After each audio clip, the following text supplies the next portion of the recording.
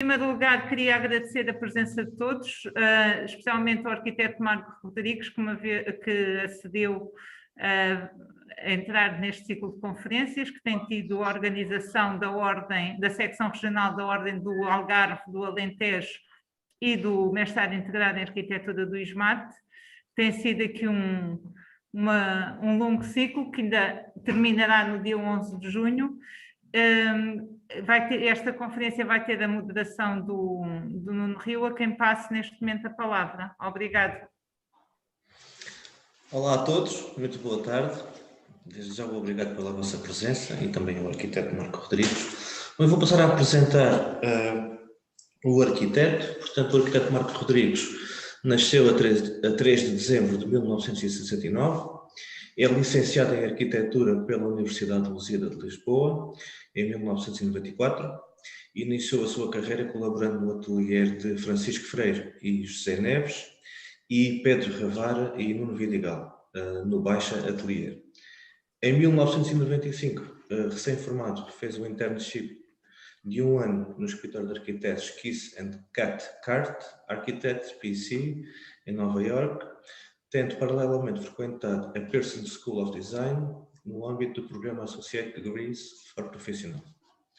De volta a Portugal, trabalhou como arquiteto no atelier José Vaz Pires em Lisboa, mas cedo criou o seu próprio espaço de trabalho, o ARC 10, em 1999. Influenciado pelas experiências de uma linguagem que lhe permitiu redesenhar a forma de construir e criar arquitetura, através da complexidade e dinamismo da sua função. Com obras publicadas em várias revistas, tem desenvolvido o seu trabalho maioritariamente na área de projeto e acompanhamento de obra, sendo que o processo construtivo e de pormenorização fazem parte do seu universo criativo. E pronto, agradeço e passo a palavra ao arquiteto Marco Rodrigues. Desejo uma boa apresentação. Olá, boa tarde. Boa tarde a todos. Em primeiro lugar, quero agradecer o convite que me fizeram. É um prazer estar aqui convosco. Eu ia sugerir, talvez vou fazer aqui o Nuno Rio já fez uma apresentação minha, mas eu, se estivessem de acordo, ia falar aqui um bocado sobre o meu percurso. Antes de fazer a apresentação do edifício, acho que pode ter algum interesse aí, especialmente para os alunos.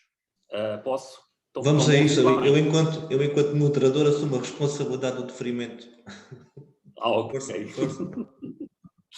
Então é assim, eu formei-me na Universidade de Lusíada em 94 e quando entrei para o curso de Arquitetura, em 89, penso que só existiam 3 universidades que lecionavam este curso em Portugal, que era a Faculdade de Arquitetura de Lisboa, era a Faculdade de Arquitetura do Porto e era a Universidade de Lusíada.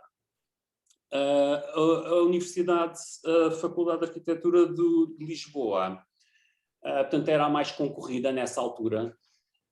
Quase toda a gente queria ir para Lisboa e para o Porto, pronto, iam muitos alunos, muitos candidatos que não tinham nota para entrar em Lisboa acabavam por ir para o Porto. Bem, o que é que acontecia? Acontecia que a maior parte deles se vinham embora logo no primeiro ano. Porquê? Porque a Universidade do Porto era a única universidade em Portugal, já na altura, que tinha uma estratégia de ensino e onde se aprendia a arquitetura mesmo a sério. Portanto, aquelas pessoas que estavam no curso e que não estavam 100% à arquitetura, chegavam ali ao primeiro ano e vinham-se logo embora. Bem, o que é que acontece? Acontece que, em paralelo com estas 2 universidades, existia a Universidade de Lusíada, que era uma universidade privada e uma universidade recente, e nessa altura havia um bocado complexo, posso mesmo usar a palavra o complexo, das universidades privadas. As universidades privadas eram vistas como universidades de segunda, ou os alunos, ao contrário do que já acontecia nos outros países, em que as universidades privadas se assumiam como as universidades de topo ou de referência, ou as melhores universidades. Aqui em Portugal o caminho estava a começar e estas universidades ainda eram vistas como universidades de segunda. Pronto. o que é que qual era a vantagem que isto tinha? A vantagem que isto tinha é que a Universidade de Lusíada, pronto, fazia ou fez nessa altura um esforço muito grande para se afirmar em Portugal como uma escola de referência pronto, a nível nacional. Ao contrário do que acontecia com as universidades, já estavam super estabelecidas, não precisavam fazer nada, a Universidade de Lusíada não, fez um grande esforço no sentido de se afirmar. Então havia um investimento muito grande na qualidade dos professores, havia também um cuidado especial nos conteúdos, e isto fez com que nós acabássemos por ser um pouco beneficiados, porque tivemos professores com muita qualidade, e os conteúdos também eram muito bem escolhidos, e isto acabou por ser uma vantagem para nós. Paralelamente a isto, eu tive a sorte de, no segundo ano, ser convidado para trabalhar no ateliê do meu professor Francisco Freire, que era colaborador no ateliê do arquiteto João Luís Carrilho da Graça, e nessa altura nós também beneficiámos, havia em Portugal, portanto nós estávamos num período de modernização, então existiam muitos concursos, existiam muitos projetos. Eu tive a oportunidade de trabalhar com imensos arquitetos, desde o arquiteto o Manuel Graça Dias, o Manuel Vicente, participei no concurso de ideias para a Expo 98, fizemos imensos concursos.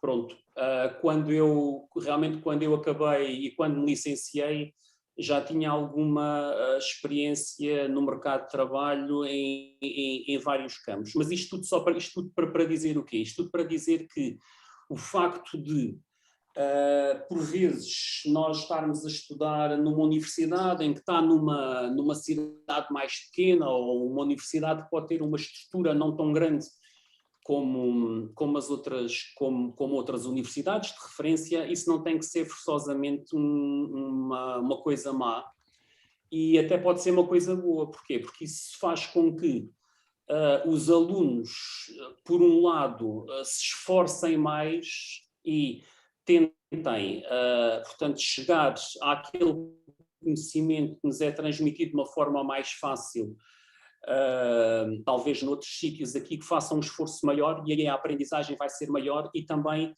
faz com que os professores que lecionam nestas universidades também façam um esforço para que os conteúdos sejam mais interessantes e também para proporcionar aos alunos uma vivência e uma aprendizagem muito mais rica. Pronto, que é um bocado o caso do que está a acontecer aqui convosco na vossa universidade, e penso que este ciclo de conferências que vocês estão organizar é uma prova disso. Pronto, isto aqui só uma à parte que eu gostava de partilhar aqui com os alunos. Penso que alguns alunos, eu não conheço também, não sei o que é que se passa aí na vossa universidade. Está para tudo, não é? Só tem 8 e 16 para quanto? Desculpem. Eu peço aqui ter os microfones ligados, que ok. Não, só pode haver alguma interrupção, alguma interferência. Mas pode continuar. Então pronto, então é obrigado, assim. e já obrigado. Ok. Então vou passar à frente. Quando saí depois da universidade, fui então para Nova Iorque, e este escritório onde eu trabalhei era um escritório que se dedicava, portanto, fazia trabalhos, portanto, pesquisa para o governo americano no campo das energias alternativas. A economia americana é uma economia que está super dependente há montes de anos dos combustíveis fósseis, mas havia nessa altura, estamos a falar de 95, um grande esforço para que a economia se tornasse mais verde. Um dos trabalhos que fizemos foi, por exemplo, os sombreamentos nos parques de estacionamento com painéis fotovoltaicos. As pessoas lá vivem nas periferias das cidades e deslocam-se para o trabalho de comboio. Então o que é que acontece? Saem, estacionam o carro durante o dia e vão trabalhar de comboio e voltam. A ideia era que os carros fossem elétricos e que durante o dia fossem carregados com esses painéis e depois à noite já estavam carregados. Entretanto, muitas destas ideias foram... Isto agora é uma ideia super banal, mas em 95 não era tão banal. Isto depois foi sendo abandonado, depois pensou-se que o hidrogénio seria o futuro, agora há outra vez os carros elétricos. E este ponto aqui, também estou a falar nele porque acho que é importante, porque é assim, já agora que estou aqui a falar para os estudantes, vou também partilhar uma ideia minha e aquilo que eu acredito é assim, eu acho que o futuro da arquitetura tem tudo a ver com a arquitetura sustentável. Nós não podemos, se nós queremos, e se queremos estar no combate ao aquecimento global e se queremos ser ecológicos, não podemos esperar que sejam os grandes parques fotovoltaicos ou eólicos ou isso a resolver os nossos problemas energéticos. Os nossos problemas energéticos têm que começar a ser resolvidos nas casas que nós projetamos. Isso é uma coisa muito importante, porque eu vou-vos dar aqui só um exemplo. Por exemplo, nós na Europa não temos estruturas para fazer parques fotovoltaicos grandes ou com uma dimensão que seja suficiente para alimentar as nossas necessidades. Só para terem uma ideia, 10 dos maiores parques fotovoltaicos do mundo, nenhum é na Europa, são quase todos na China e na Índia, só um é nos Emirados e só 2 são nos Estados Unidos e são os 2 mais baixos. Isto porquê? Porque o maior parque fotovoltaico do mundo neste momento, que é na Índia, a área tem uma capacidade de produção de mais de 2.000 megawatts por ano. Mas esta capacidade de produção estende-se por 53 quilómetros quadrados. Portanto, é assim, para nós termos uma ideia do que são 53 quilómetros quadrados, é assim, o município de Portimão tem cerca de 180 quilómetros quadrados. Se nós fizéssemos um parque desses aqui em Portimão, portanto, isto ocuparia cerca de 30% do território do nosso concelho.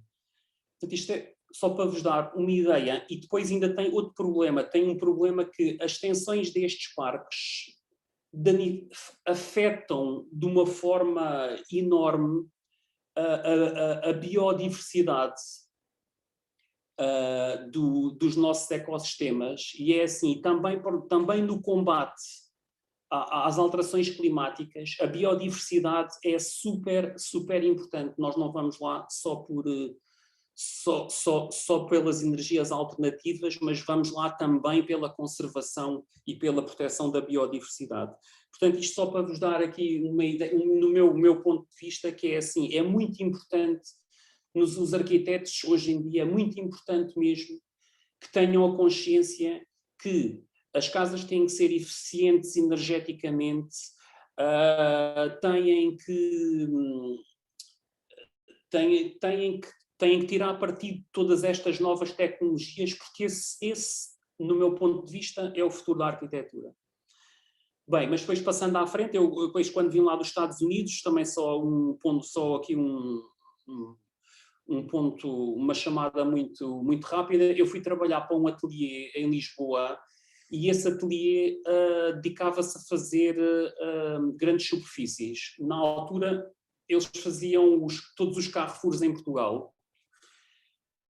E esta experiência também foi muito interessante e foi muito marcante depois para a minha vida profissional, porque, só para terem uma ideia, assim, o Carrefour na altura que já não existe, o Carrefour existia no mundo inteiro.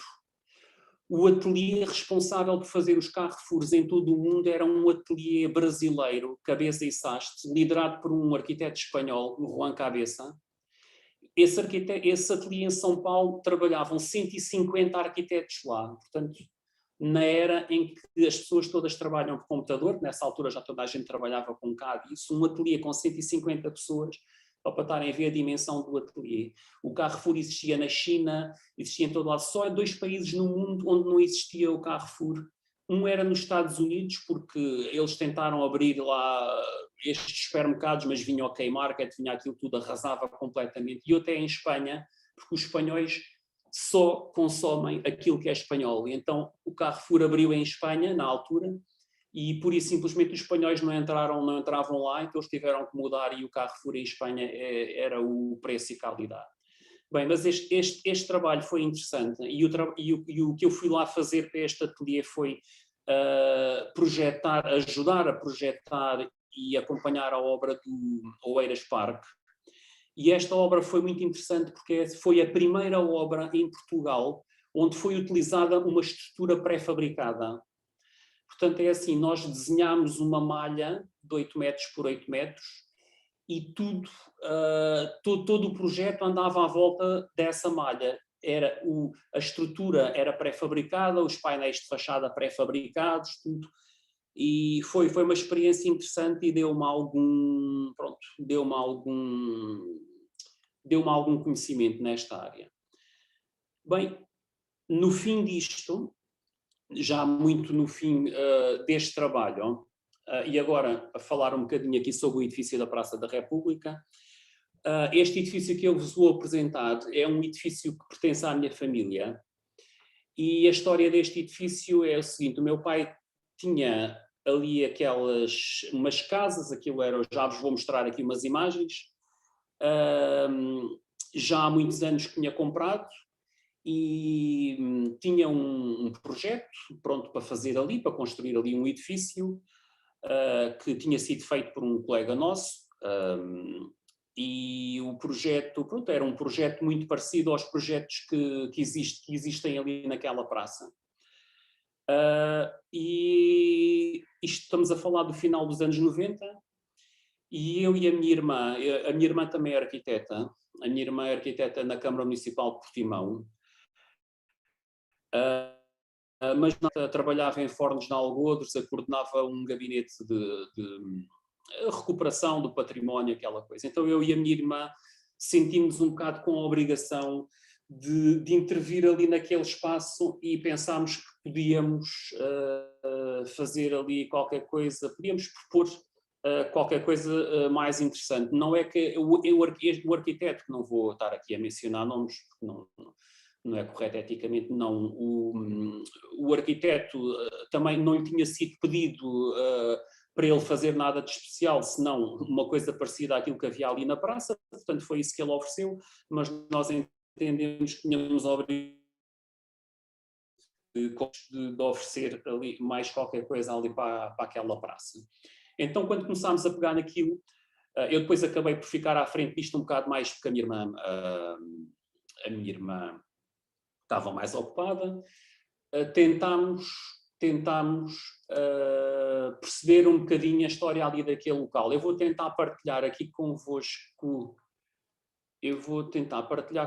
aqui o meu monitor. Eu não sou muito...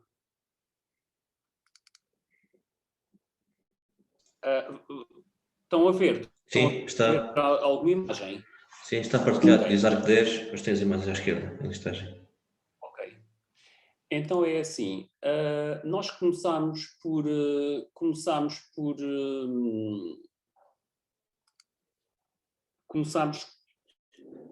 fazer uma pequena pesquisa ali daquela praça, perceber o que é aquela praça, o que é que foi. E então esta imagem que estão aqui a ver, portanto esta é a igreja do colégio, que foi a imagem mais antiga que nós conseguimos encontrar. Quando a igreja foi construída não existia nada à frente do colégio. Provavelmente nenhum de vocês, mesmo que seja de Portimão, se deve recordar aqui desta imagem. Esta é uma imagem que depois, mais tarde, esta imagem é muito interessante porque ainda mostra aqui os edifícios antigos que existiam aqui, e também mostra aqui o mercado. Existia um mercado à frente que foi construído aqui à frente da igreja do colégio, que funcionou durante muitos anos. Eu sou de Portimão e lembro-me, quando era pequeno, de vir aqui imensas vezes a este mercado. Depois, em frente a este mercado, existia uma praça, do outro lado existia o quartel dos bombeiros, aqui também se pode ver, aqui existia uma praça que depois foi sofrendo alguns arranjos ao longo do ano. Aqui ainda se veem os antigos edifícios que ladeavam esta praça, e aqui está uma imagem também muito interessante. Eu vou-vos dar aqui, vou-vos localizar aqui. Portanto, este edifício, não sei se veio o meu rato, este edifício é o edifício onde está hoje o Banco Espírito Santo. Este edifício é o edifício onde está o Alfagares. Penso que esta casita aqui ainda existe, aqui já não existe nada, e estas duas construções térreas que se vêem aqui são as construções onde está neste momento implantado este edifício de que vos estou a falar. Isto já é uma imagem depois dos anos 80. Aqui esta praça já tinha sofrido um pouco as consequências que o nosso país todo sofreu um pouco, pronto, aquela falta de planeamento que veio a seguir ao 25 de Abril, a vontade de ganhar dinheiro, a construção, pronto, sem ter muito respeito pelo património nem pelo lugar. E aqui pode-se ver, aqui é o mercado, portanto aqui já estes prédios que eu vos falei, aqui já está o prédio do Banco Espírito Santo, aqui está o Alfagar, aqui já estão, portanto aqui já temos uma imagem bastante descaracterizada desta praça. Esta é uma imagem vista de baixo, aqui é o edifício dos bombeiros, aqui existia um parque de estacionamento, deixem-me ver, isto aqui era o edifício dos bombeiros, aqui havia um parque de estacionamento onde de terra onde as pessoas estacionavam os carros, e aqui, lá está um mercado, os carros circulavam aqui à volta, isto já é nos anos 80, aqui estão os bombeiros, e aqui está uma imagem do parque de estacionamento que vos falei, que ficava por trás do edifício dos bombeiros. Aqui já se veem os prédios que existiam aqui. Esta imagem, para mim, tem muita piada. Isto já é, esta imagem também é anos 80. Aqui vê-se aquela praça que ficava em frente do mercado e que já sofreu aqui alguns arranjos. Aqui temos um edifício que é muito interessante, que é do arquiteto Carlos Castro, uma referência aqui em Portimão, da arquitetura. Este edifício, por acaso, também é da minha família. O meu pai era agente imobiliário e tinha aqui o escritório dele, teve o escritório dele aqui durante anos e anos, e aqui vêem-se então as tais casinhas que o meu pai já tinha comprado há imensos anos e onde está agora o edifício inserido. Pronto, esta imagem é da praça já a seguir às obras, quando o mercado foi demolido e quando foi construído o parque de estacionamento subterrâneo. E aqui mostrei-vos esta imagem porque aqui já aparece aqui o edifício, do qual eu sou o autor, e se vocês repararem, ainda não existe aqui aquele café aqui à frente. E, portanto, isto tinha uma relação, o edifício, que foi mais ou menos construído ao mesmo tempo do parque. Até durante algum tempo haviam pessoas que me perguntavam se este parque se era projeto meu ou se alguma coisa tinha a ver com outra. Aqui tem uma imagem também, isto foi mais ou menos quando o parque foi acabado de construir, aqui ainda não estava o restaurante e aqui está o edifício. Bem, agora vou partilhar convosco aqui esta imagem. Esta é uma imagem que foi tirada de um livro que foi feito pelo professor Palhinha. O professor Palhinha foi um professor do ensino secundário aqui em Portimão e que tinha muito interesse por estas coisas da história da cidade, e então fez uma série de levantamentos do convento, das muralhas e isso. E nós aqui conseguimos ver o troço da muralha,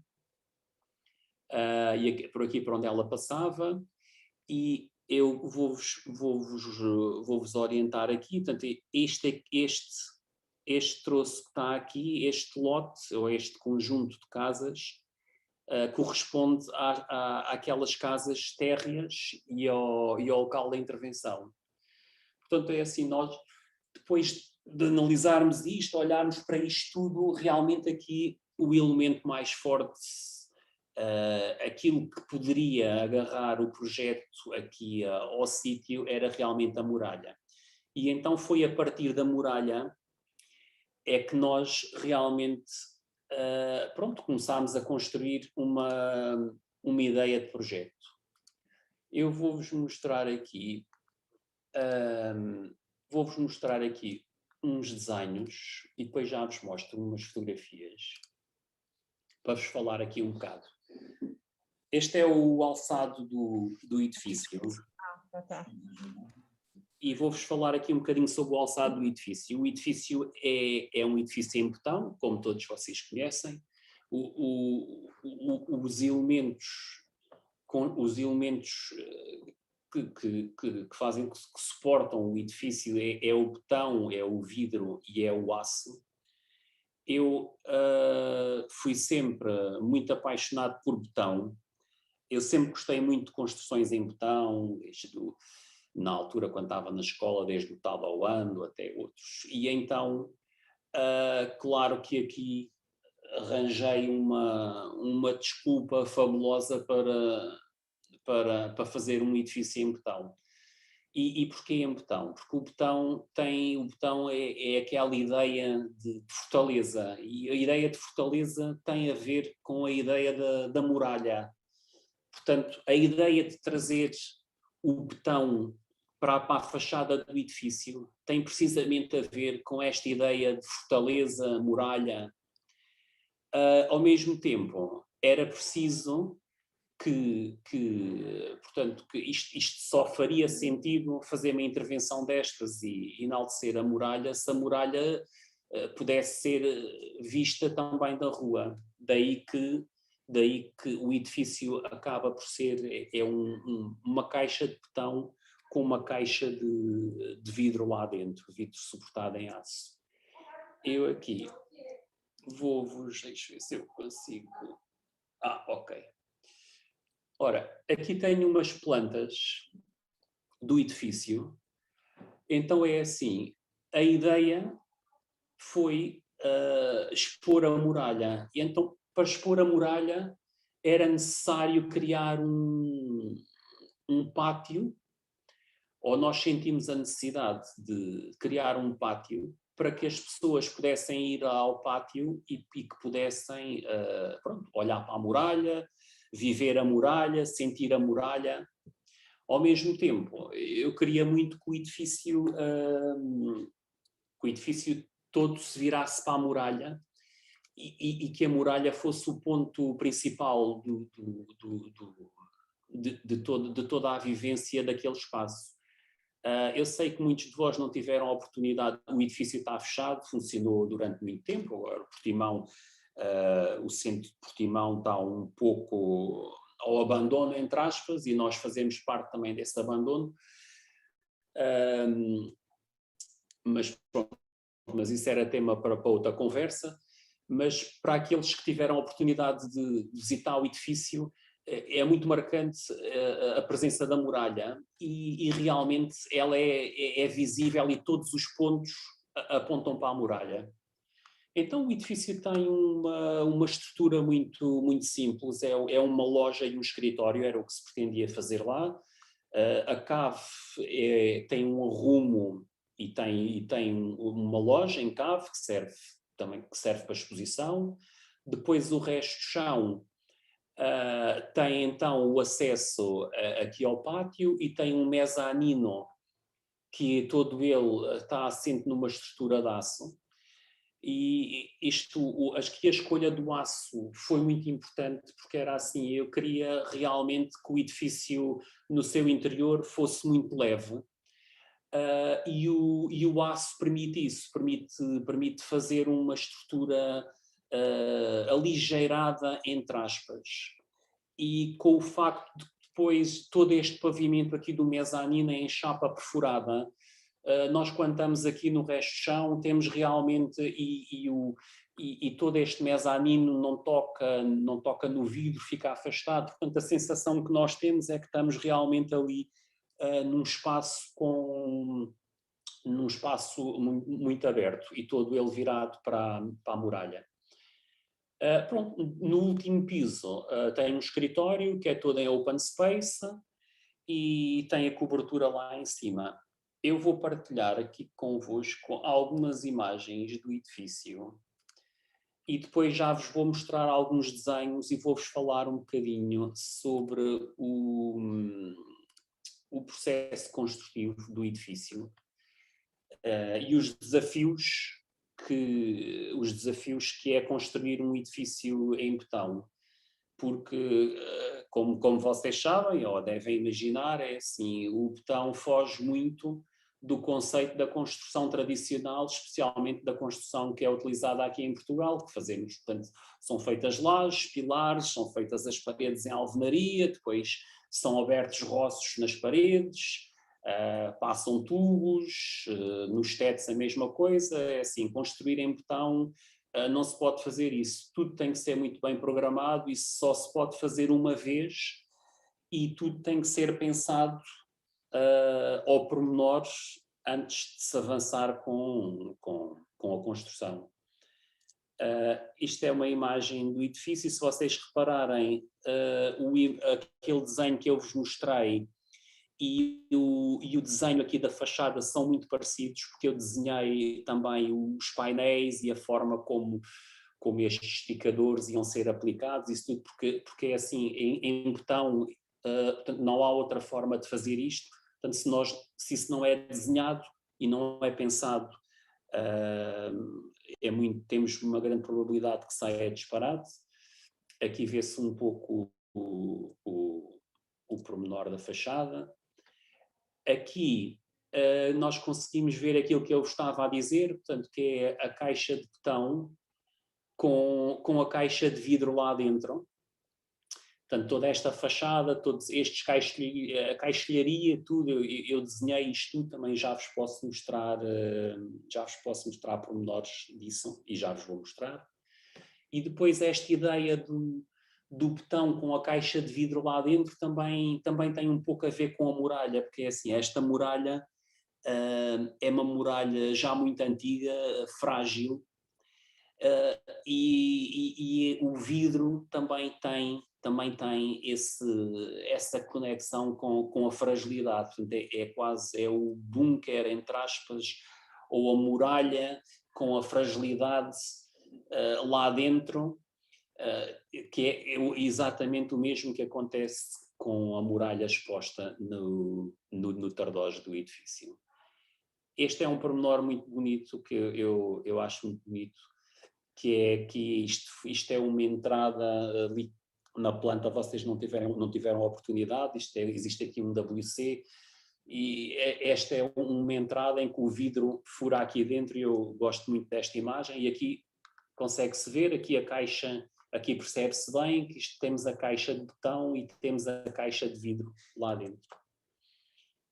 Esta é uma imagem do pátio, e conseguem ver bem estas imagens? Sim, perfeitamente. Vamos aqui no meu caso, sim. Okay. Pronto. Este é o pátio que foi criado e esta é a muralha da cidade.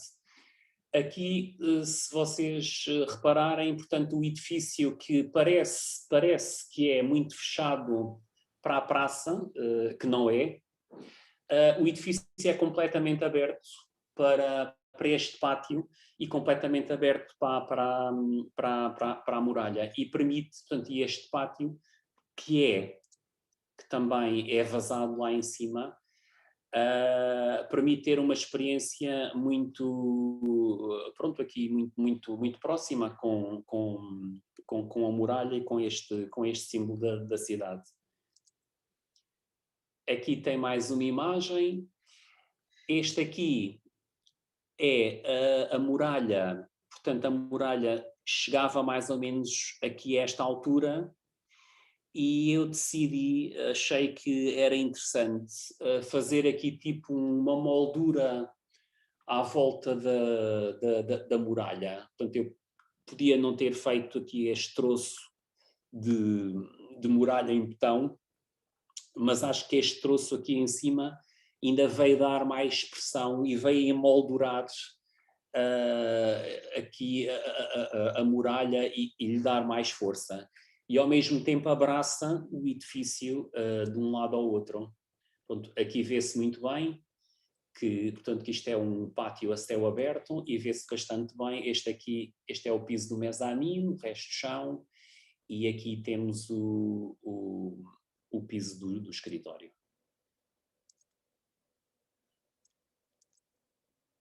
Esta é uma imagem do interior do edifício. Aqui, lá está, aqui consegue-se ver a tal estrutura metálica, com o pavimento também metálico em chapa perfurada. E esta é uma escada metálica também com muita leveza que nos conduz lá em cima ao mezanino. Aqui pode-se ver, esta é uma imagem do pavimento em chapa com a chapa perfurada.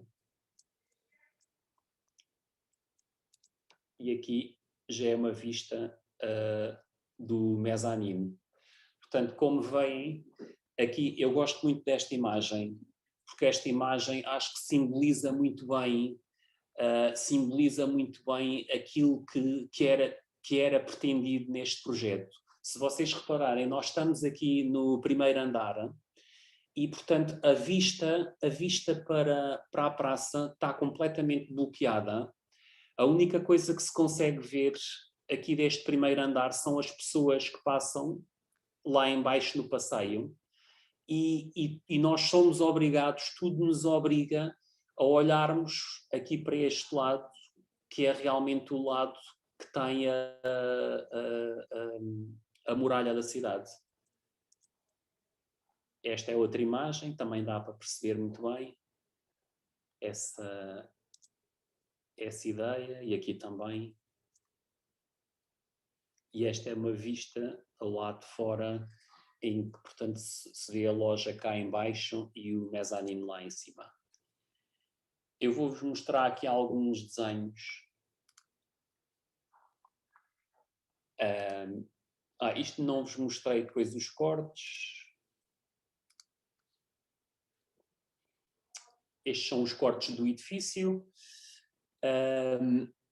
Aqui penso que depois de termos visto as imagens é mais fácil para vocês perceberem. Este é o alçado de Tardós, lá está, com aqui a fachada. Estes desenhos estão muito esquemáticos, mas pronto, mas a intenção é mesmo essa, não carregar aqui muitos desenhos para que eles fiquem mais perceptíveis. Portanto, aqui temos a fachada Tardós, toda em vidro, aqui temos o corte, aqui vê-se, aqui é aquela parte de muralha em betão que vai enquadrar a antiga muralha. E pronto, estes cortes também são cortes longitudinais e pronto, conforme estes cortes foram surgindo, depois foi necessário começar a fazer pormenores disto tudo. Aqui está um pormenor da escada que vos mostrei, que é a escada que vai lá para cima para o primeiro andar, e esta parte do trabalho também foi uma parte super, super interessante, porque isto obrigou-me a fazer muita pesquisa na área da construção em aço.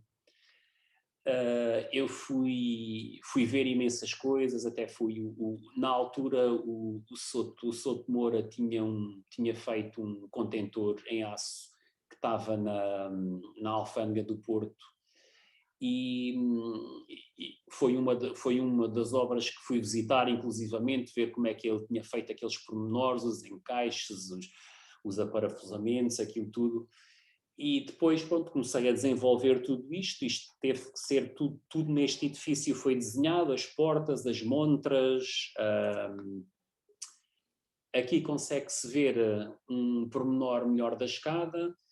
Esta escada são 2 U's virados que depois tem umas peças que são aparafusadas, aqui não sei se conseguem ver o pormenor dos parafusos, por sua vez são soldados aqui a estes degraus, e estes degraus também são quinados para dar mais resistência à chapa, que não se vê aqui nesta imagem. Depois tudo isto é agarrado ao pavimento com buchas químicas. Aqui temos um pormenor da fachada. Isto foi também um pormenor que me deu muito gozo fazer. Aqui os caixilhos são desenhados. Este edifício não tem vidros duplos. Aliás, eu posso fazer aqui um à parte, é assim, este edifício, se fosse hoje, já não era possível ser construído. E não era possível ser construído porquê? Porque este edifício, pronto, é uma obra, na minha opinião, muito interessante e com um resultado também muito interessante, mas levanta aqui uma série de problemas, nomeadamente problemas relacionados com a térmica. Este edifício tem os 3 materiais que funcionam termicamente piores. Não há 3 materiais que funcionem piores que estes: o vidro, o aço e o betão. O betão é uma rocha artificial e, como todas as rochas, demora muito tempo a aquecer e demora muito tempo a arrefecer. Portanto, o que é que isto quer dizer? Quer dizer que durante o verão o betão está sempre quente e durante o inverno o betão está sempre frio. É assim, eu não sei sequer como é que as pessoas conseguem viver naquelas casas projetadas pelo Tadao Ando no Japão. Aquilo faz um frio horrível no inverno, uma coisa, e o betão, mesmo que o betão seja betão leca, pronto, seja lá o que for, o betão funciona muito, muito, muito, muito mal termicamente. O aço, a mesma coisa. O aço também é um material que também sofre do mesmo problema. O aço aquece muito depressa, enquanto o betão demora muito tempo a aquecer e muito tempo a arrefecer. Por isso é que durante o verão ele está sempre quente, porque o tempo, por exemplo, à noite, quando faz menos sol, ele não é o suficiente para ele arrefecer. O aço é um material que aquece muito depressa e arrefece muito depressa. Portanto, é assim, no inverno ele também acaba por estar sempre frio e no verão também sempre quente. Como vocês sabem, as oscilações térmicas aqui no Algarve não são tão elevadas que compensem estas características deste material. Pronto. E os vidros? Os vidros aqui neste caso, como isto eram montras gigantes, na altura os vidros tiveram que ser feitos de encomenda para aqui, isso tudo. Claro que não havia hipótese, quer dizer, havia hipótese de fazer aqui isto com vidros duplos, isso, mas também não era isso que eu queria. Eu queria que este edifício, embora tivesse um ar muito moderno, eu queria conferir um aspecto artesanal a esta modernidade. E quando eu digo artesanal, o que é que eu quero dizer com isso? Quero dizer que artesanal é as peças são todas desenhadas, são manufaturadas, isto teve que ser feito quase tudo à mão. Portanto, o processo industrial aqui entrou muito pouco e este artesanal, o que é que este artesanal, a meu ver, faz? Este artesanal confere um caráter mais humano a uma obra que por si já tem um aspecto muito frio, quer dizer, não queria usar bem essa palavra, mas que poderá pecar, a meu ver, se não tiver este carimbo de se tornar uma coisa demasiadamente fria. Então, pronto, então isto foi um desafio super giro. Eu aqui tive que inventar como é que vamos fazer aqui uns caixinhos, aqui com uns tubos, umas cantoneiras de abas iguais, de um lado soldadas, do outro lado aparafusadas. Eu não sei se eu consigo aqui... isto aqui dá para perceber. Depois aqui no meio, isto tinha aqui os pilares metálicos, eu tive que arranjar uma forma de agarrar isto, com o I, aqui em baixo também. Pronto, aqui são as guardas. Aqui só para vocês terem uma ideia, aqueles tubos ladrões que se viam lá fora, não sei se repararam, mas até esses tubos ladrões eu desenhei. Isto é um pormenor também muito simples, de um remate lá de cima da cobertura. Portanto, isto como era em betão, também aqui na cobertura, a cobertura não podia ser feita da mesma forma que as coberturas convencionais. Portanto, isto tinha que ser acabado e tinha que haver uma forma de depois de fazer isto. Eu tenho imensas fotografias aqui da construção deste edifício, mas como na altura não havia o digital, tenho muitos slides e não consegui passar os slides ainda para digital, porque era interessante eu vos mostrar isto. Penso que para os alunos era muito interessante. Então eu aqui tive que fazer tipo uma reentrância aqui para a tela subir, depois tive que desenhar um rufo metálico que foi aplicado, depois foi o isolamento térmico e o pavimento posto aqui em cima, e ao mesmo tempo aqui também aqueles tubos metálicos, aqui o tubo ladrão ou o troplan, também tudo isto também foi desenhado e pronto, e deu alguma, e foi um desafio.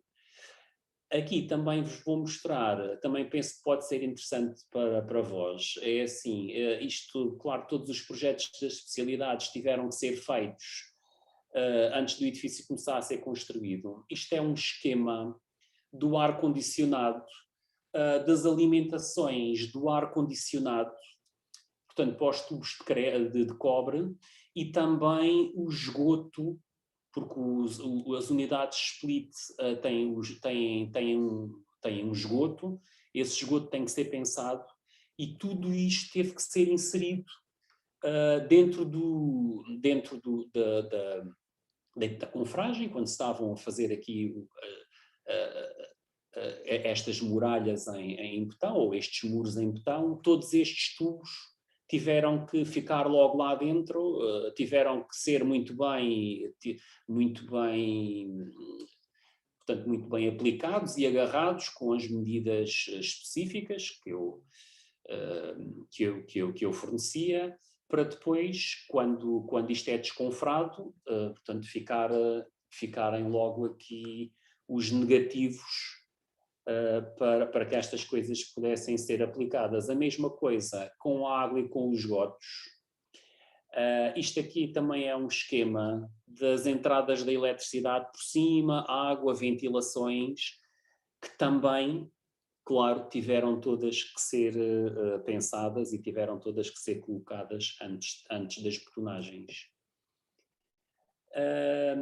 Aqui isto é uma planta de pavimentos, e esta planta de pavimentos também tem aqui todas as tomadas de eletricidade, telefone, todas essas coisas pensadas para também estas serem logo aplicadas, portanto, dentro dos muros de betão para que depois, porque isto é assim, depois de betonado não dá para, esqueci-me de uma tomada, ou esqueci-me disto, ou esqueci-me daquilo, não dá para abrir roços. Portanto, todas estas coisas tinham que ser devidamente pensadas e programadas e aplicadas antes de se fazerem as betonagens. Isto é uma planta de tetos, onde nesta planta de tetos também se vê aqui as marcações de todos os pontos de luz. Foi outra coisa que eu também tive logo que pensar, era como é que eu queria que o edifício fosse iluminado, como é que eu queria que os espaços fossem iluminados, e pronto, e tive logo que deixar os pontos de luz nos tetos. Isto é um pormenor da estrutura metálica. Esta estrutura metálica foi um desafio, especialmente para a montar, porque isto foram feitos os muros em betão à volta e depois, com uma grua, antes de se encher a laje do segundo piso, teve que se montar isto. E isto tinha muitas histórias para contar aqui em relação a isto, mas a apresentação é 1 hora e eu também não me quero estender por muito tempo, porque também quero dar a oportunidade aos alunos para fazerem perguntas ou aos professores. Isto é uma planta de pavimentos. Aqui, aquele pavimento que vocês viram, que é o pavimento em chapa perfurada, aqui também foi todo desenhado. Se vocês repararem, tem aqui um cantinho quase... Isto é o edifício, é esconso, portanto, este plano é o único que está paralelo à praça. Aquilo depois, isto eram construções antigas e elas eram todas, o edifício teve que se adaptar a isto da melhor forma possível. E isto aqui tem muita piada a forma como os serralheiros que fizeram um trabalho excelente aqui conseguiram fazer todos estes pecados. E aqui já vos vou mostrar um pouco mais de alguns pormenores das ligações metálicas. Portanto, era necessário não só projetar o edifício, mas também... Espera aí, desculpa que eu passei isto aqui. Mas também saber como é que estas coisas iam todas agarrar umas às outras. Esse também foi um desafio enorme e também teve muita piada e deu muito gozo explorar as várias formas como as peças metálicas iam agarrar umas às outras, como é que as peças metálicas iam agarrar ao botão. Aqui vêem-se alguns pormenores que depois acabaram por não ser utilizados. Depois foi as amarrações entre o aço e o betão foram quase todas feitas através de bucha química, o que veio facilitar imenso aqui o processo construtivo. A ideia era precisamente no final dos perfis metálicos eles levarem umas bolachas, essas bolachas serem perfuradas e essa perfuração depois ia fazer de amarração com a bucha química ao betão. Aqui é a mesma coisa, aqui eu ainda desenhei aqui imensos pormenores de amarrações que depois também, uns foram utilizados, outros não, e aqui tenho só o pormenor de uma porta, que eu já agora vou-vos mostrar aqui uma imagem para vocês terem uma ideia de escala. Esta é a porta, isto é muito importante, a escala na arquitetura, e esta é uma imagem, esta é uma fotografia que foi tirada, este sou eu, por acaso, foi tirada precisamente para se perceber a escala. É assim, estas portas, neste caso as portas que vão para o pátio, que são portas pivotantes, estas portas têm 3,5 metros de altura. Foi um desafio também pôr estas portas a funcionar e teve que se inventar aqui uma forma de conseguir que isto funcionasse, porque estas portas pesam cerca de 350 kg cada uma. E pronto, é um desenho, é uma fotografia que penso que mostra melhor e dá uma ideia melhor do que aquele desenho que eu vos estava a mostrar. Aqui é a mesma coisa, estas portas são umas portas que seriam portas corta-fogo, depois não conseguiram ser portas corta-fogo, mas a ideia era essa, que também foram todas desenhadas e todas feitas aqui para este edifício, e também com os 3,5 metros de altura. E, portanto, aqui têm uma ideia da escala da escala aqui do edifício. Esta é uma fotografia de quando o edifício acabou de ser construído, portanto ainda não tinha sido montada aqui a loja. E aqui dá para perceber, este é o negativo, daqueles negativos que eu estava a falar, do ar-condicionado. Aqui tem algumas tomadas de pavimento, e este é lá em cima ao escritório. Acontece a mesma coisa, aqui vocês já conseguem ver aqui os pontos de luz, aqui são todos aqueles equipamentos da segurança contra incêndios, que isso também teve que ser tudo pensado. Estes são os detectores de fumo, estes são os indicadores das saídas de emergência.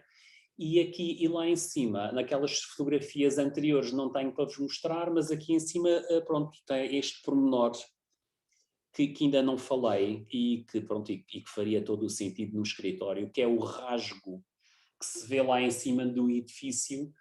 É o rasgo que serve para iluminar este escritório aqui em cima, e também serve para ter uma vista panorâmica aqui da praça toda. Eu, se calhar, eu acho que já passou 1 hora, são 7h30. Eu vou passar talvez a palavra ao Nuno Rio, e não sei, vou-vos dar a oportunidade para vocês, se quiserem pôr perguntas, se quiserem falar sobre vários assuntos, não sei. Muito bem, muito interessante, muito obrigado. Foi aqui uma visita muito engraçada e que reflete bem aquilo que foi a original do edifício. Bom, eu tinha aqui uma série de perguntas, mas não os vou colocar já, porque senão ficaríamos aqui a falar até às 11 da noite, porque realmente é um edifício que só a parte do detalhamento e a parte da preparação da construção é de facto muito trabalho muito grande. Mas o que eu vou pedir aos participantes é que se manifestem e que se inscrevam para colocar as questões, pode ser com a utilização da ferramenta do manual, ou então façam mesmo a abertura do próprio microfone e que indiquem a pergunta.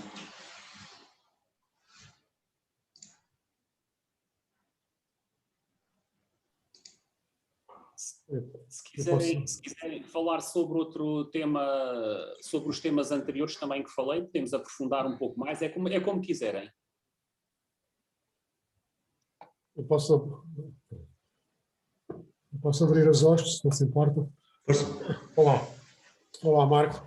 Olá. Obrigado por esta apresentação deste projeto concretizado do edifício.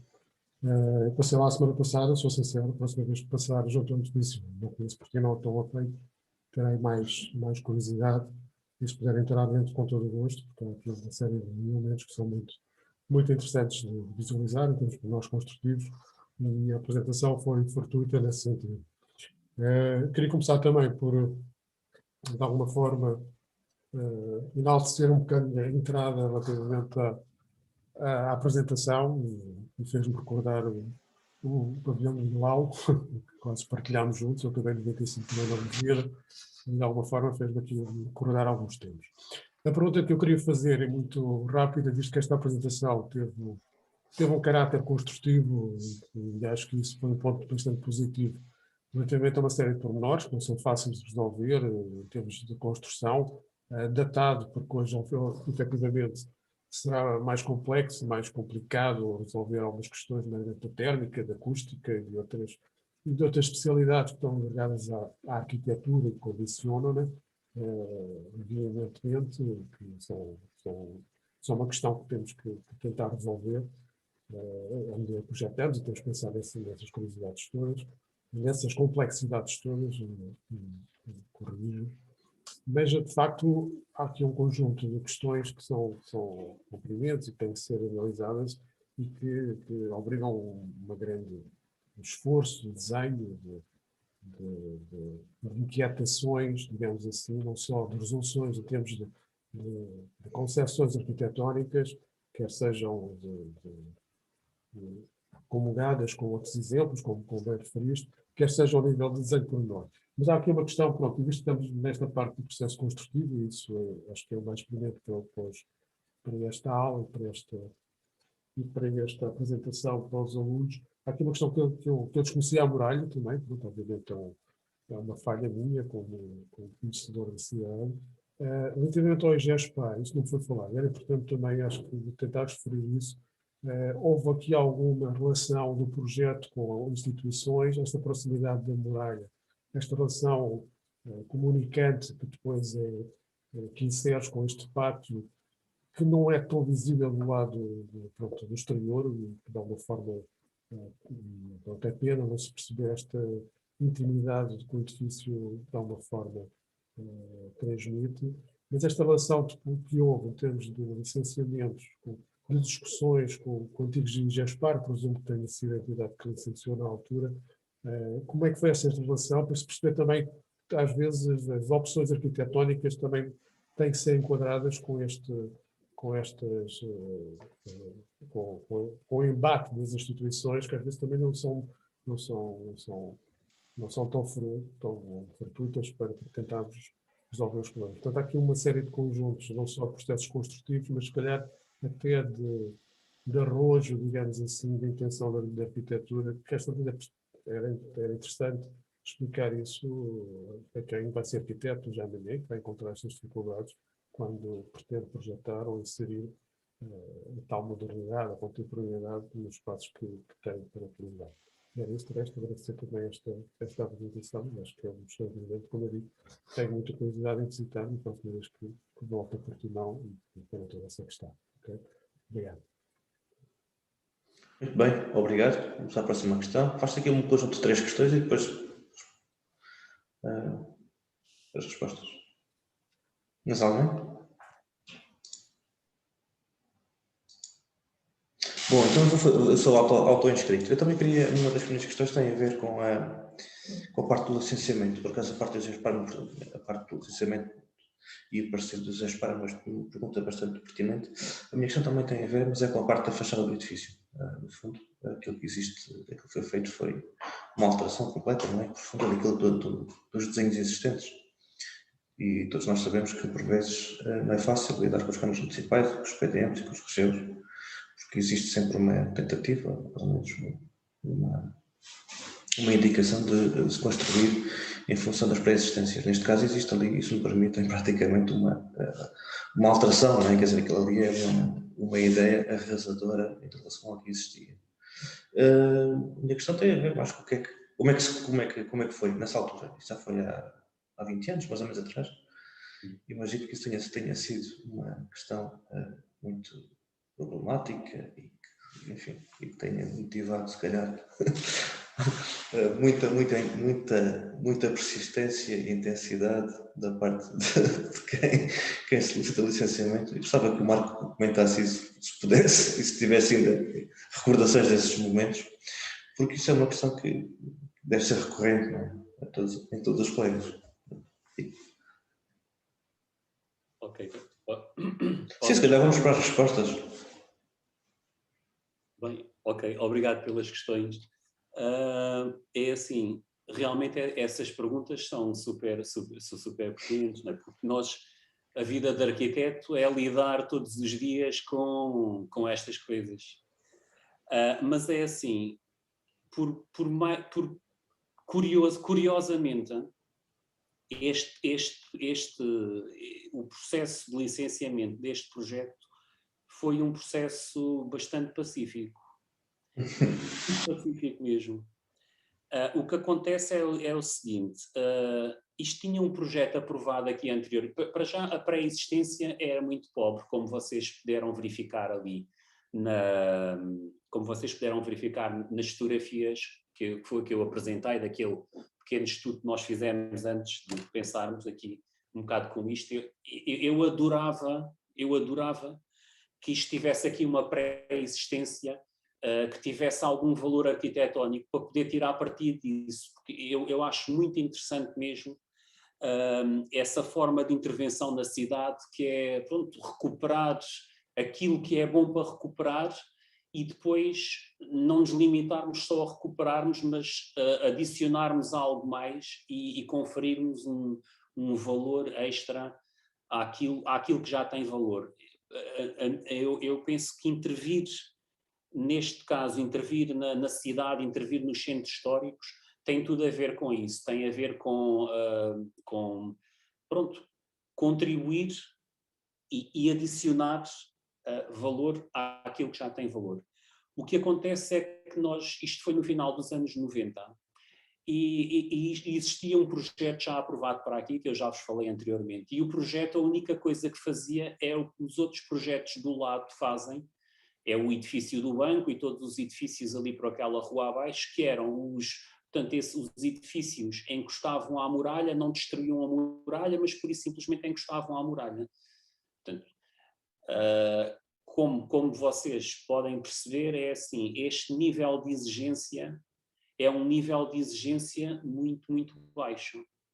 Então o que é que acontece? O que acontece é que é assim, quando nós realmente apresentámos esta proposta, eu penso que as autoridades até ficaram, quando eu digo as autoridades, na altura o IPAR,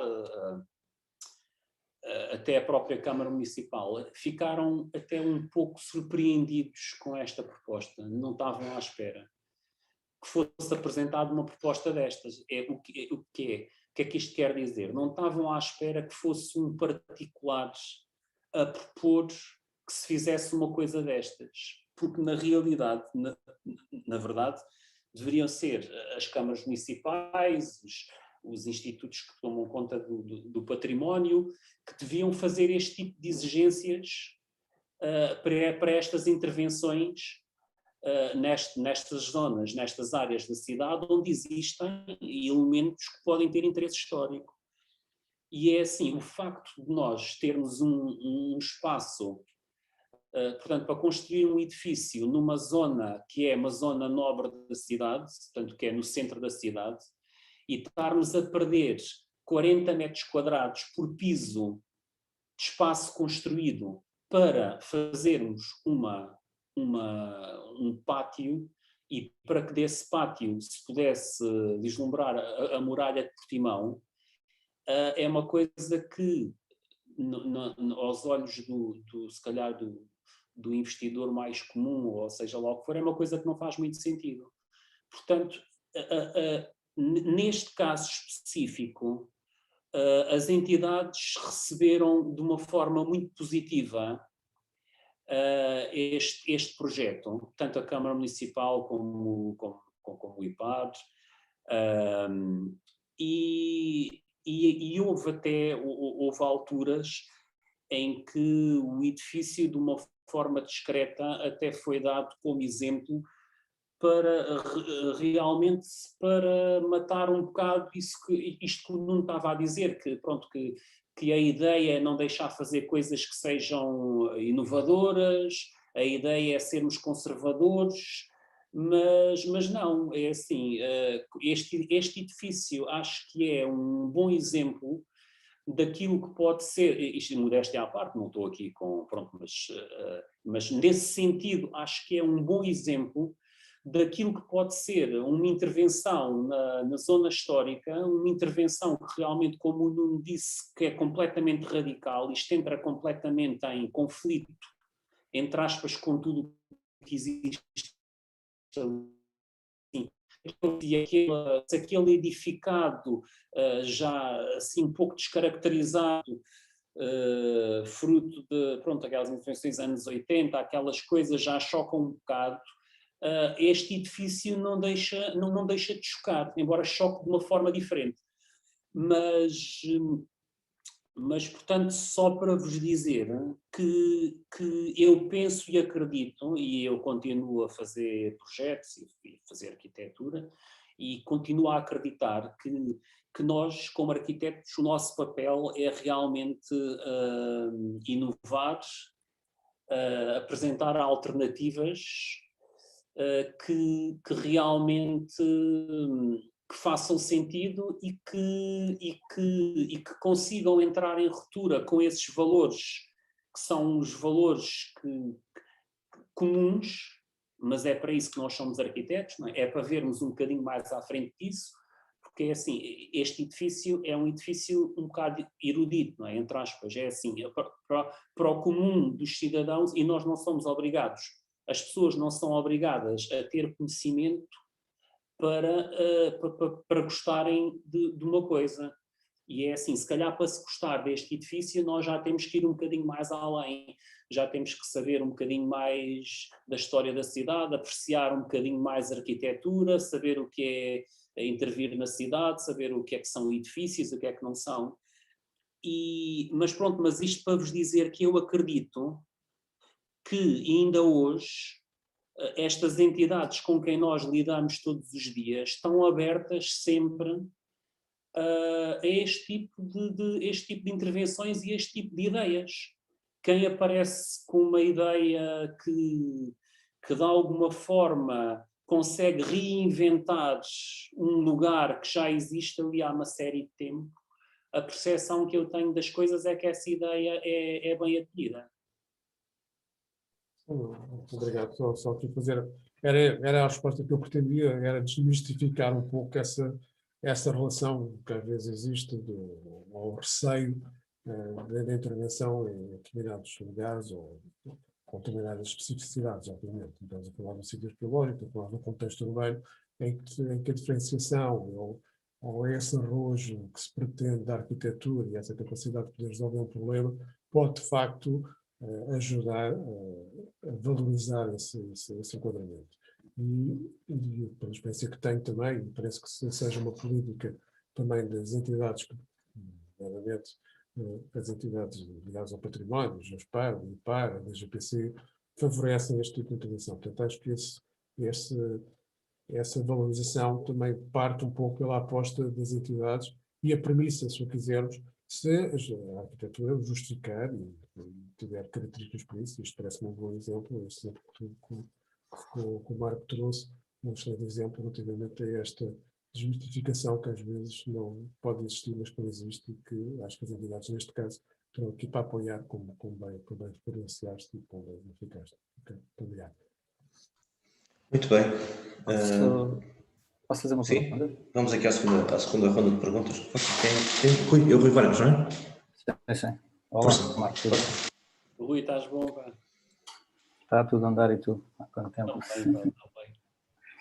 Olha, Já não sei se não nos cruzamos aí há algum tempo, hein? Sim, é verdade. Mas olha, a última vez que nos cruzámos, por acaso, eu também estava a apresentar este edifício.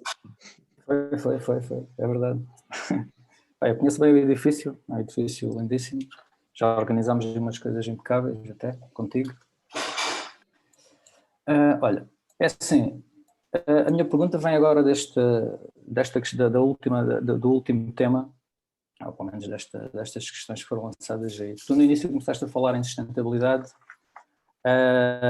e de alguma forma mencionaste que a sensibilidade deveria de ser, a sustentabilidade de alguma maneira era importante e que deveria ser resolvida através da tecnologia em limite. É claro que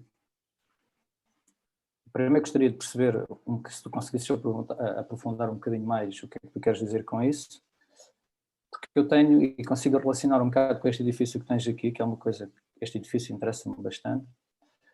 Quando nós aqui estamos a falar da valorização do pátio e daquilo que perdemos em termos de espaço físico, mas muitas das vezes a questão dos promotores é que não percebem, ganham de outras formas. Mas isso ainda é outro assunto. Mas neste caso aqui, se nós, aliás, se deixarmos de pensar um bocado a questão da tecnologia, na questão da sustentabilidade, mas como é que um edifício, quase por defeito, quase como um arquiteto está a pensar no edifício e sabe que para ter uma boa estrutura tem que ter determinados alinhamentos desde o início, como é que conseguem entrar, por exemplo, os sistemas mais passivos, quando tu crias esse pátio, tu de alguma maneira já estás a criar qualquer coisa. É claro que depois o edifício se calhar pode não resolver outras coisas, mas eu acho que facilmente poderia resolver quando tu, se gerares uma ventilação cruzada, de alguma maneira vai-te varrer o edifício, esse pátio, por defeito, se calhar de uma forma não veio daí, mas a verdade é que poderá ajudar a resolver algumas destas coisas, porque quando nós só pensamos na tecnologia e os projetos da térmica que são feitos, ou que nós estamos obrigados quase a fazer, e quando não aprofundamos aquilo que é os sistemas mais passivos, que são realmente interessantes, e eu já fiz esse teste. Pronto, isto para dizer que eu acho que o discurso, em limite, eu acho que é uma coisa que nós, e já que são aqui uma série de estudantes, além disto que é o projeto em si, acho que quanto mais cedo nós começarmos a trazer este discurso para cima, com boas equipas por exemplo, de especialidades, por exemplo, há uns arquitetos espanhóis, devem conhecer, os GH Arquitetos, por exemplo, eles têm edifícios lindíssimos, a forma como intervêm, mas têm sempre uma boa equipa de engenheiros mecânicos por trás, que os ajudam a implementar todos esses sistemas passivos em limite, aliados também a alguma tecnologia. E eu acho que este edifício de alguma maneira faz isto. É verdade que se calhar não sei se tem isolamento térmico nas paredes, porque ele é todo em betão, já não tem mesmo. Podia ter até, nesse caso se calhar não tem, mas podia eventualmente ter e ser acabado de betão no interior. Portanto, a pergunta era mais, não é bem uma pergunta, mas quando tu dizes que deveria tudo ser resolvido com a tecnologia, ou se calhar entendi mal, não sei, o que é que tu tens a dizer em relação a isso? Que em parte eu partilho, mas se nós trazemos esse tema ligado diretamente à arquitetura e o ato de fazer projeto, tal como introduzimos uma estrutura, como introduzimos outro tipo de coisas, quase por defeito às vezes. Um arquiteto quase intuitivamente, muitas das vezes pensa, essas coisas surgem, não é? De uma forma natural. Boa, Rui. Obrigado e pela tua pergunta. Olha, o que tu disseste veio complementar um bocado aquilo que eu queria dizer. E é assim, este quanto a mim, é que me parece que é o grande desafio no futuro para todos nós. E repara, quando eu falo em tecnologia, e ainda bem que fizeste esta questão, não é forçosamente só tecnologia. A tecnologia é uma que pode ajudar, mas as questões de desenho, e como tu referiste aí bem, o pátio, as ventilações, essas coisas, são bastante importantes. Por isso é assim, se o desenho for bom, repara, se o desenho for bom, se os materiais que nós escolhermos forem os adequados, se nós os soubermos aplicar da forma adequada e soubermos tirar partido deles, é assim, o desenho e os materiais resolvem-nos quase metade dos problemas. É verdade. E depois temos então a tecnologia para nos ajudar a resolver o resto. Mas, portanto, é assim, isto tem tudo a ver com aquilo que eu estava a falar e com os parques fotovoltaicos. É assim, a tecnologia não nos vai ajudar em nada se nós desenharmos casas más, se essas casas forem energeticamente, termicamente, não forem muito ruins ou não forem eficientes, a tecnologia só por si não nos vai ajudar. Porquê? Porque se o desenho dessas casas forem assim ou funcionarem assim, isso vai obrigar com que nós tenhamos que quase, eu posso mesmo dizer, abusar da tecnologia para chegarmos ao conforto e para chegarmos àquilo que nós pretendemos, as construções autossuficientes. Portanto, é assim, o desenho é uma coisa que nunca vai, na arquitetura vai haver nada que substitua o desenho. É assim. E o arquiteto, embora nós possamos discutir se a questão da linguagem está ultrapassada ou não, isso é uma coisa que eu já ando a discutir aqui com os meus colegas, não sei se já falámos alguma vez sobre isso, imensas vezes, a questão da linguagem, mas a linguagem é uma coisa e o desenho o desenho só por si resolve muita coisa e a tecnologia depois ajuda a resolver aquilo que o desenho não consegue resolver. E para mim, só assim as coisas funcionam, só com este equilíbrio é que faz sentido. Depois podia estar aqui a aprofundar sobre mais uma série de outras coisas, mas não sei, acho que respondi à tua questão. Sim. Bem. Boa tarde. Então, vamos a mais uma questão. Estás a Susana, não é? Sim. Estou aqui a acompanhar a vossa conversa. Eu sou engenheira civil e estou a tirar o curso de arquitetura. Eu sou perita da térmica e, portanto, sou perita da térmica já há muito tempo, desde que começou a certificação em Portugal. E estavam aqui a falar das questões da térmica e que elas condicionam muito o projeto. E estávamos a falar sobretudo das questões passivas e tecnológicas. E o passivo é extremamente importante, mas está muito limitado. Ele não vai resolver, pelo menos neste tipo de edifício ou nos edifícios mais comuns, ele não vai resolver, não vai tornar o edifício autossustentável. Não é possível, estamos limitados. A partir de determinada altura de isolamento térmico já não temos efeito. E, portanto, a tecnologia é inevitável. Aquilo que a ADEN entende como os edifícios autossustentáveis ou os edifícios que não consomem energia nenhuma, é que a energia que produzem é muito superior àquela que estão a consumir. E, portanto, os painéis fotovoltaicos são extremamente importantes, mas depois há aqui uma outra série de tecnologia que também pode ser muito importante. As torneiras que nós temos nos lavatórios, nos nossos dispositivos, podem ser mais eficientes. Por exemplo, há aqui uma série de elementos, o mercado está a evoluir nesse sentido, em que se pode aplicar. E a tecnologia é muito importante. Também estávamos aqui a falar da ventilação. E eu estou a começar a chegar à conclusão que a ventilação mecânica será o mais indicado que uma ventilação natural. Porque a ventilação natural, bem estruturada e bem pensada, pode resolver 90% dos problemas de condensação e da qualidade do ar, mas na prática não funciona. E nós temos, este inverno, por exemplo, temos muitas casas que ficaram todas polurentas. E a ventilação mecânica está sempre a criar uma admissão de ar e a extrair o ar. Nós estamos dependentes do natural, ou de termos portas abertas ou janelas abertas, ou o que quer que seja. Isso tem um consumo de energia, obviamente que tem, mas em termos de qualidade de vida, em termos da qualidade da nossa casa e preservação da mesma, é muito melhor. A térmica vai agora também mudar novamente a legislação toda. E, portanto, não sei se têm consciência que a habitação está muito centrada naquilo que é os elementos passivos e, portanto, estamos a nível de vãos envidraçados. Se tivermos uma casa com muitos vidros, temos uma série de limitações a nível de fatores solares e proteções e por aí fora. E nos edifícios de serviços, nós estamos muito focados naquilo que é o mecânico. E a legislação vai toda mudar e, portanto, eu acho que as habitações vão ser tratadas pelo ponto de vista mecânico, dado que o passivo se percebeu que está limitado e que a partir dali já não vamos ter mais benefícios. Portanto, estarmos a colocar um isolamento térmico de 10 centímetros, relativamente a de 5 faz diferença, colocar um isolamento térmico de 20 centímetros relativamente ao de 10 já não faz assim tanto.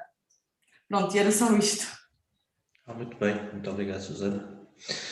Bom, eu também já estamos aqui a falar da parte da... Sim, ok, Ricardo, doutor, não é? Força. O Rui Vargas, Rui, força. O Rui Vargas. Isto não é bem um debate, não quero estar aqui a monopolizar isto, mas em resposta só, não é bem uma resposta, mas eu por acaso não acredito muito, quer dizer, percebo, mas não acredito muito neste tipo de abordagem ao projeto, até porque, por experiência própria, é claro que aqui estamos a falar de um edifício, mas podia ser uma casa. Neste caso, então, estava-me mais a referir a uma casa, depende da escala dos edifícios, por exemplo. Mas isto de nós pensarmos que viver num edifício ou numa casa onde a ventilação é toda forçada, faz-me um bocado de confusão. Isto só acontece, na minha opinião, e com alguma experiência e testes que já fiz, porque realmente os projetos não são pensados em conjunto, como equipa de engenheiros e uma equipa de arquitetos. Pronto, os arquitetos chegam, fazem o projeto, isto é o normal, mas se as coisas forem integradas desde o início, eu já o fiz, posso dizer por experiência própria, com os engenheiros, e basicamente a casa, as coisas estavam lá, percebemos as temperaturas médias ao longo do ano, de inverno, até na seleção dos materiais, fiquei a conhecer uma série de coisas, uma coisa tão à vista que ninguém gosta nos pavimentos, os arquitetos gostam muito, os clientes nem tanto. Por exemplo, fiquei a perceber uma forma de justificar o quanto aquilo é bom, por exemplo, num clima como o nosso, não é? Agora, tenho que proteger o vão, o envidraçado numa determinada altura, mas, por exemplo, se eu tiver um envidraçado de baixa emissividade, muitas vezes não tenho que ter um vidro muito bom, tenho baixa emissividade no vidro, o betão que está no pavimento absorve calor que vai libertar à noite. Portanto, este tipo de coisas, no verão protege o vão. Agora, se forem arquitetos, como eu chego à Quinta do Lago, isto agora não é coisa, mas onde aquilo são autênticas caixas de vidro, eu próprio já fiz uma caixa de vidro, fiz a primeira, tinha acabado o curso, nunca deixo aqui o desafio. Até, por exemplo, temos uma universidade que tem engenharias, temos uma universidade de arquitetura, por exemplo, porque não um projeto em parceria onde os alunos desenvolvem com uma equipa de engenheiros ou de estudantes de engenharia um projeto, desde o princípio ao fim. Porque isto são aqueles conceitos que vão entrando quase por defeito. É claro que depois vem uma série de outras coisas, é claro que mas mesmo assim, quando nós desenhamos um edifício, agora, os arquitetos também têm que realmente repensar a forma como fazem a arquitetura muitas das vezes. E depois há outro tipo de pressões que nós temos, muitas das vezes é difícil nós reduzir um vão, tem este tipo de questões, mas não partilho a 100% que as coisas não possam ser desta maneira. Eu, pessoalmente, não quero viver numa casa onde tenha que viver do ar-condicionado. Portanto, isso aí é uma coisa que me faz realmente muita confusão se nós realmente não juntarmos as forças e não pensarmos desta maneira. Agora, a legislação não está feita para isso. Está feita para vender bombas, isolamento térmico, uma certa de outra... Agora, nós podemos, enquanto arquitetos e enquanto engenheiros, muitas das vezes contrariar isso, não é? Claro que os clientes não querem pagar os projetos, mas isso aí ainda é outro assunto. Mas temos que primeiro introduzir isto no discurso. Pronto, eu não digo mais que... Não, mas eu concordo consigo. Era preciso que o trabalho fosse efetivamente integrado e que não acontece 90% das vezes. É um tema polémico. Bom, vamos então continuar e depois vamos Dá-me ter uma oportunidade. Desculpa, dá uma oportunidade. Sim, Ricardo, um minuto. força. Sim, força, vamos. Eu acho que estamos a divergir um bocadinho do tema de hoje, que era o dia do Marco, para apresentar um projeto do Marco, mas eu senti-me tentado a participar um bocadinho aqui neste assunto.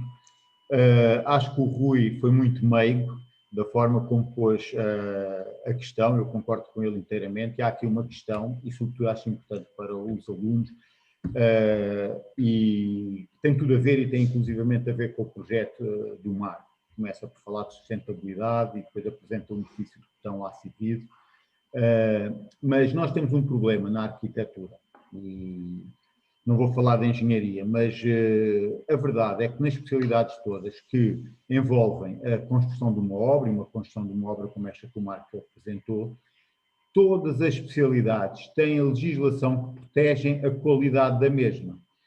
O betão, a estabilidade está protegida com fatores antissísmicos que têm que se cumprir, a qualidade do aço ninguém põe em causa, a qualidade do betão ninguém põe em causa, a térmica tem fatores mínimos que temos que cumprir, a acústica tem fatores mínimos que temos que cumprir, na instalação de gás ninguém mexe numa válvula, ou ninguém põe a válvula que não seja na altura certa que está prevista em legislação, mas não existe legislação nenhuma a proteger a qualidade da arquitetura. Portanto, na arquitetura vale tudo, faz-se a maior porcaria, e durante a obra pode ser esmagada pelas especialidades cirúrgicas. Eu estou sempre a falar nisto, ainda ontem falei nisto numa obra, com um fiscal de obra que eu lhe disse, começou a facilitar uma questão da arquitetura, a obra está na fase de acabamento, e claro, o arquiteto, neste caso sou eu, saiu da toca e comecei a balizar algumas coisas. E o fiscal está a dizer, não, isso é mais ou menos, isto não seja assim tão rigoroso, isso não tem tanta importância. E eu disse-lhe, quer dizer, na altura das fundações que estão enterradas e ninguém vê, ninguém podia mexer num ferro. Os tripos tinham estado todos à distância certa. Agora, na arquitetura, que é o que se vai ficar aqui para ver a vida toda, já vale tudo. Portanto, eu sempre queria que devemos discursar muito neste assunto, mas esta é a verdade. Isto eu acho que é muito importante para os alunos, porque vão, no futuro, lidar com esta questão. A arquitetura não está legislada. Não é exigido um mínimo de qualidade a um projeto de arquitetura. Sabemos todos que o nível de ensino é muito mau, em termos globais. Há um exemplo que o Marco falou muito bem, quando ele entrou para a universidade, ele disse que haviam 3 escolas, eu acho que havia mais, já havia a ESAP no Porto, a escola do Porto tinha uma filial em Viseu e acho que já havia também um curso de Coimbra. Sim. E a Lusíada tinha um polo em Famalicão. Eu acho que já tinha nessa altura. Mas pronto, eram 4 ou 5 escolas, hoje são não sei quantas, e perdeu-se esta questão da arquitetura. Por isso, eu não acredito minimamente, claro que nós vamos trabalhando com as engenharias, mas eu continuo a acreditar no desenho, e estou a dizer isto e a defender o marco, e a defender o edifício que ele apresentou aqui, porque o trabalho do arquiteto é de facto desenhar, o trabalho do arquiteto faz com um caderno e um lápis, nós não precisamos de mais nada, não precisamos de computadores, não precisamos de saber fazer 3D, não precisamos de saber fazer mais coisa nenhuma. O Marco concorda comigo, o Rui de certeza que concorda comigo, portanto precisamos de saber pouco mais do que isto. As especialidades, venham as equipas multidisciplinares com quem nós temos de trabalhar e vamos afinando as soluções para chegar aos resultados que o Rui estava a falar e aos resultados de um edifício como este que o Marco nos apresentou hoje. Queria dizer ainda em relação ao edifício do Marco, dar-lhe os parabéns, claro, mas que eu vejo, ele estava a apresentar o edifício, eu conheço mal o edifício, conhecia por fora, hoje foi a primeira vez que o edifício por dentro, falha minha, Marco, desculpa, mas isto é um ato de coragem que os arquitetos precisam de ter, é um ato de coragem que é resultado do desenho e do trabalho que o Marco mostrou aqui, a questão não só da polinização. Eu não conheço outra maneira de trabalhar, portanto, o Marco mostrou aqui, e desculpe eu estar a valorizar o teu trabalho, mas é a única maneira de fazer arquitetura bem feita. É desenhar, é pormenorizar, é pensar nas coisas, é entregar-se corpo e alma a estas questões, e como o Marco disse, depois as entidades apadrinham, porque gostam, porque reconhecem o trabalho. E, de facto, se os trabalhos forem bem feitos, toda a gente acaba por ajudar, mas é, de facto, preciso muita coragem para edificar um edifício como este, que sabemos que 99% da população vai falar mal e vai criticar, desde, enfim, política, entidades, etc. E era isto que eu queria dizer, porque Timão tem um buraco, desde o Vicente Castro, que o Marco também falou há pouco do edifício dele aqui ao lado, até os dias de hoje há um vazio gigante em edifícios icónicos. Timão não tem edifícios como este, não tem 2 ou 3 casos, mas são de facto muito poucos os edifícios, por isso nós precisamos da colaboração dos arquitetos, da colaboração dos futuros arquitetos, agora alunos, para que através do desenho e do empenho consigam trazer mais edifícios destes e tornar a cidade muito, muito mais interessante. Porque, de facto, nós não temos legislação que nos proteja. Não há um decreto que diga a qualidade mínima da arquitetura é esta. Isso, infelizmente, não existe. E não queria divergir. Voltava a dar a palavra ao Marco, ao moderador. Ok, muito bem, Ricardo. Muito bem, Uma palavrinha rápida, se me permitirem. No seguimento que vai dizendo o que o Ricardo Pina disse. Também a questão em relação à parte da térmica. Juntando isto tudo, nós não podemos olhar para a legislação ou para todas as especialidades como se fossem todo um corpo humano, não é? Quer dizer, se não houver saúde, o corpo humano não funciona. Os mortos continuam a ter veias, fígados, etc. Portanto, está lá tudo e depois não funciona. Isto para dizer que, se não houver bem-estar, a arquitetura não existe. Quer dizer, podemos ter muita luz, pouca luz, muita água, menos água, etc. Isto para dizer que o exemplo do edifício do Marco é transversal a tudo isto, e por isso é que eu acho que é um excelente exemplo. Porquê? Porque mesmo nestes tempos difíceis de pandemia, o edifício garante a elementaridade do bem-estar e da saúde, ou seja, temos ventilação cruzada, temos todos aqueles princípios que se utilizam na arquitetura há mais de 2000 anos. Temos toda a nova tecnologia, temos o saneamento, temos tudo aquilo que garante. Portanto, obviamente que não há nenhuma legislação sobre a qualidade da arquitetura, como disse o Ricardo Pina, e bem. Mas cabe-nos a nós usar o meio ambiente e tudo aquilo que existe para podermos nós criar a arquitetura. Não podemos, obviamente, e compreendendo, ser reféns de erros de obra ou de alguma coisa que acontece à obra e depois acabar por criar cicatrizes que têm influência direta, seja no próprio bem-estar de quem o habita, seja na própria paisagem pública. E eu aí acho que é ipsis verbis aquilo que o Ricardo Pina disse. E pronto, era só para deixar esta nota e para dar os parabéns ao Marco pelo edifício. E acho que claramente é mais um excelente exemplo da boa arquitetura que existe no Algarve. E claramente que é um bom exemplo a servir de referência para os alunos. Obrigado. Ok, muito bem, obrigado, Ricardo Latoeiro. Bom, eu se calhar vou fazer só mais uma pergunta para fechar aqui esta ronda, pois se for necessário ainda podemos abrir uma quarta ronda, não tem problema apenas para a minha parte. Mas o que eu queria perguntar, bom, e vou pegar aqui nas palavras do Ricardo Pina, com as quais eu concordo. Ele diz que Portimão não tem edifícios como este, de facto, que eu conheço, não tem muitos. Pronto, Luís Mato, que está cá, enquanto Escola de Arquitetura, também pôs procurar e depois mostrar à comunidade. E pronto, se eles não existirem em muita quantidade, nós também estamos cá para ajudar a formar, que eles vai construir, espero. Mas a minha pergunta tem a ver com outra questão. Eu, por acaso, nos últimos 10 anos, passo muitas vezes ali perto do edifício. Eu também não conheço o edifício por dentro, infelizmente, mas de fora conheço relativamente bem. Nos últimos 10 anos, não posso dizer que passo lá todos os dias, mas todas as semanas lá passo várias vezes.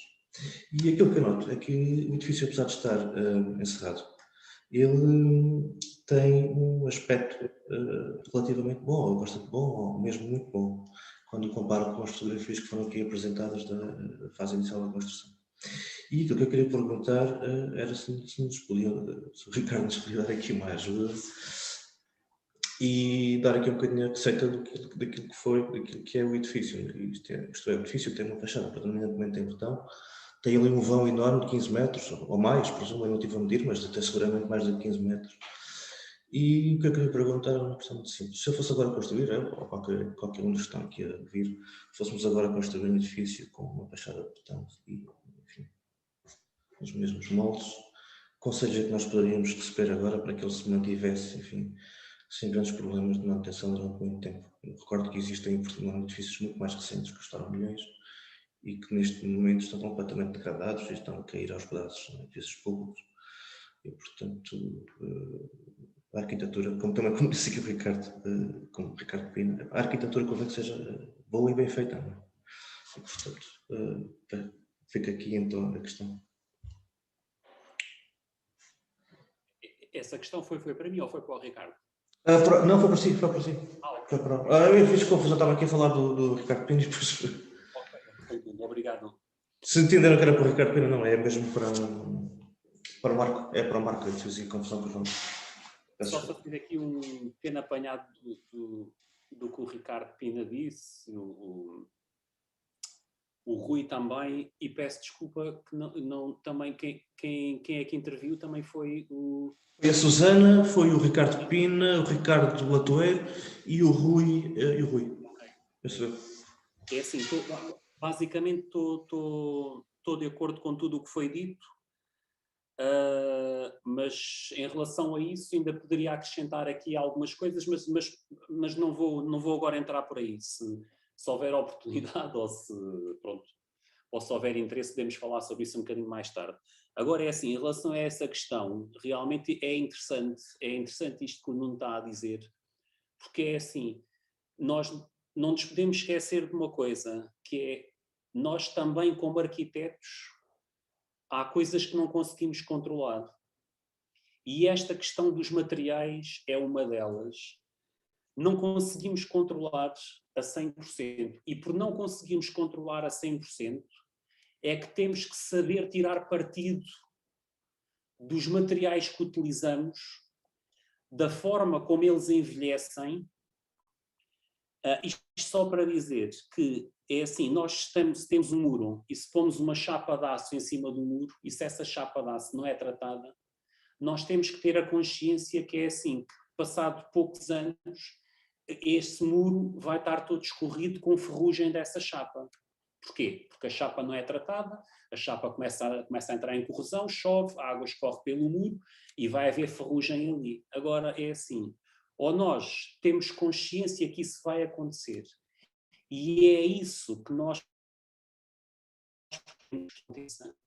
queremos que o edifício envelheça, é isso que nós pretendemos tirar partido do facto dos materiais envelhecerem desta forma e de pensarmos que isso pode enriquecer a nossa proposta, ou outra forma é pura e simplesmente lidarmos com aquilo que é a realidade e nós, é assim, a nossa construção, a construção típica aqui que se faz em Portugal, da alvenaria do reboco, é uma construção que é muito difícil realmente de de conseguir manter com aquele aspecto novo, porque nós temos uma série de problemas de umidades, de chuvas, de muito calor no verão, de frio, de amplitudes térmicas, que fazem com que realmente esses materiais envelheçam não da melhor maneira. Aqui neste caso, no caso deste edifício, eu tive muita sorte com o betão, porque é assim, se nós fizermos uma pequena pesquisa, o betão é um material que se mantém ao longo dos anos. Nós, se formos ver os bunkers que foram feitos, que foram desenhados pelo Albert Speer e que continuam pela Normandia e um pouco aqui pela Europa inteira, é assim, o betão continua lá quase igual como o dia em que aquilo foi feito. A única coisa que lá tem, o deterioramento, é os bocados que começaram a cair, é um bocado de aço que apareceu, mas o betão está lá. E então, em relação à sua pergunta e em relação a este edifício, é realmente o betão, até nisso, acho que foi a escolha acertada, porque tem a ver também com a muralha e com a forma como a muralha se tem mantido ao longo destes anos todos e como a muralha se apresenta. Acho que a escolha do betão também aí acho que funcionou muito bem. E o segredo não é nenhum, o segredo é que o material, o betão é mesmo assim. Aquilo praticamente a manutenção é nenhuma, não é? Quer dizer, deixa-lo estar. Não, aquilo não tem manutenção nenhuma, é assim, o betão pode ter vários tratamentos, ele pode levar repelente, pode ser envernizado. Sim, a minha questão da receita era essa, qual foi o repelente, qual foi o verniz, eventualmente. Na minha ótica, acho que isso desvirtua um bocado o material e o betão que está ali é o betão, conforme foi descofrado. Não teve nem repelente, nem nada disso. Vibrado, descofrado, pronto. É, exatamente. Ok, muito bem. O vidro também não se deteriora e o aço foi todo metalizado, por isso também se mantém. O vidro ali, em relação àqueles grandes painéis, tem a dificuldade de serem grandes, não é? Eu presumo que na altura não tenha sido muito fácil encontrar vidreiras que pudessem fornecer um painel e o próprio único do que aquela dimensão, não é? Porque existem ali painéis que têm 3 metros livres, não é? Aquela porta pivotante, por exemplo. Tem os painéis da fachada principal têm 3,5 metros por 3 metros. Isso é uma área de vidro enorme. Outra coisa, se reparar aqui, teve que se inventar também uma forma de pôr aqueles vidros lá em cima. Se vocês repararem, enquanto os vidros do resto de chão entram de uma forma mais ou menos pacífica, mas os vidros para o primeiro andar, para aquele mezanino em que tem aquela muralha de betão à frente, teve que se arranjar ali uma forma de conseguir subir os painéis lá para cima e o próprio sistema operativo, o próprio sistema construtivo, a forma como o edifício foi construída e aqueles buracos que estão lá, que são dos esticadores, serviram para pôr ali uns mecanismos, isso para ajudar a subir aquilo. Eu tinha muitas fotografias da construção do edifício, que acho que às vezes ponho-me ali a olhar para a fachada e a procurar as juntas de betonagem, por exemplo, nos encontros. Isso também foi outro segredo. Pois é, nós temos que falar sobre isso. Olha, eu ia o só... que acontece é que... Diz, Ricardo. Não, peço desculpa por interromper, estávamos a falar desta questão da qualidade do betão. Nós já temos no mercado betão térmico, portanto, esta questão da térmica que falávamos há pouco, o betão à vista, portanto, haja orçamentos para nós podermos usar esses materiais, porque já existe o betão térmico. Em relação ao vidro, também o que estávamos a falar, o vidro salvo foi em painéis de 3 metros por 6, desde que haja condições de transporte e de colocação, a questão das gruas ventosas, desde que passe nos edifícios, nós até essas dimensões conseguimos utilizar. Outra coisa que em relação ao que o Marco estava a expor aqui, aquela que ele não falou e eu acho que é importante frisar, é que este edifício é feito há muitos anos. Porque neste momento há muitas soluções que estão mais ou menos standardizadas e as marcas de caixaria, de ferragens, etc., já têm soluções para estes grandes vãos, mas na altura em que o Marco fez este edifício isso não existia. Ele teve um esforço muito maior para dar resposta a isto no desenho e encontrar as soluções. E eu acho que é de frisar, ao Marco, frisar isso, de facto, a época em que o edifício foi, não foi assim há tanto tempo, mas a diferença é gigante nas opções que nós temos hoje em dia. Sim, o vidro então, a tecnologia do vidro evoluiu muito. É completamente gigante. Eu, na altura, ainda equacionei utilizar o botão LECA, mas é assim, a diferença do botão LECA para o botão na térmica era tão pequeno que não, na altura do que havia disponível, que realmente eu depois desisti, porque utilizar o botão LECA levantava uma série de outras questões.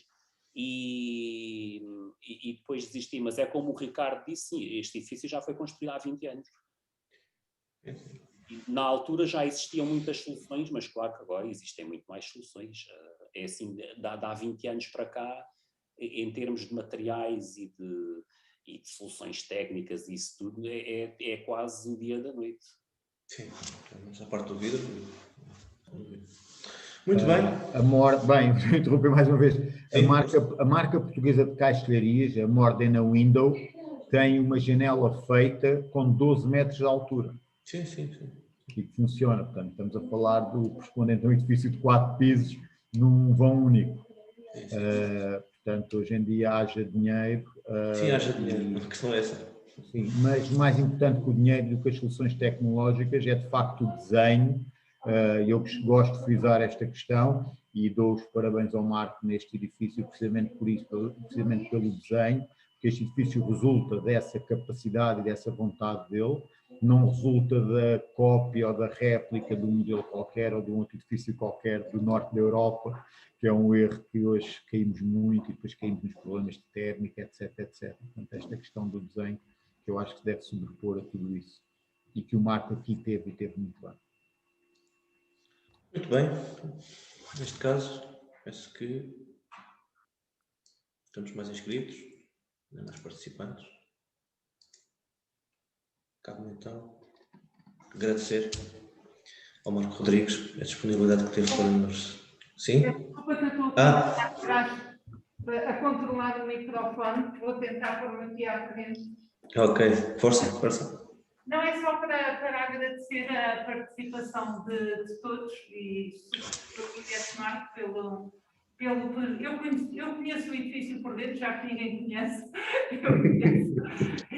Era cliente da loja e, portanto, conheço o edifício por dentro. Tive a sorte de conhecer há muitos anos atrás, portanto, dar-lhe os meus parabéns pelo edifício, de facto é lindíssimo.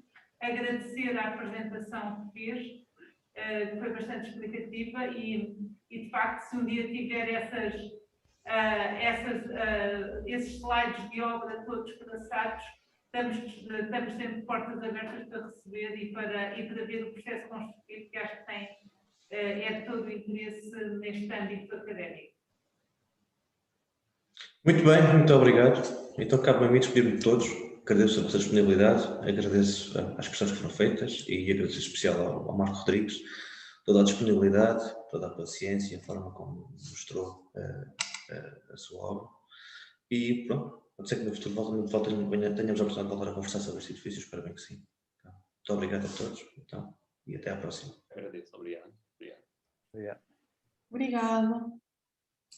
Obrigada.